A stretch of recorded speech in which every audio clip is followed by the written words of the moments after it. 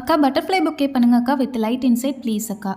Okay பண்ணிடலாம். First இந்த மாதிரி ஒயிட் கலரில் ஒரு அட்டை மாதிரி எடுத்துக்கிறேன்.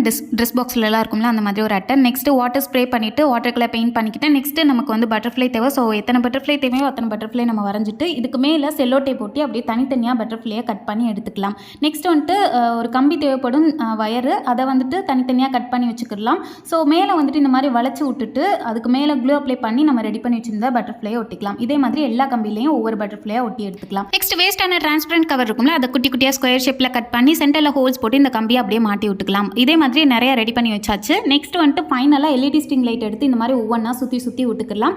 ஃபைனலாக ஒரு பொக்கே மாதிரி ரெடி பண்ணணும். ஸோ அதுக்கு வந்து பிளாஸ்டிக் கவர் என்கிட்ட இருந்துச்சு. அதை வந்து இந்த மாதிரி மடிச்சு விட்டு கீழே நாட் போட்டு அப்படியே சுற்றி விட்டு டேப் போட்டுட்டோம்னா பொக்கே ரெடி. இதுக்குள்ளே அந்த கம்பியை நம்ம வச்சுக்கலாம். முடிஞ்ச வர வீட்டில் உள்ள திங்ஸ் யூஸ் பண்ணி மேக் பண்ணிக்க. இந்த இடம் எப்படி இருக்குன்னு சொல்லிட்டு இந்த வீடியோ பிடிச்சிருந்துச்சுன்னா அப்படியே ஒரு லைக் பண்ணிடுங்க. இன்னும் புதுசுன்னு இருக்கணும்னு நினச்சோம்னா பட்டர் ஷீட்டை சுற்றி ஒட்டி விட்டுக்கலாம். நெக்ஸ்ட் என்ன வீடியோ வேணும்னு கீழே கமெண்ட்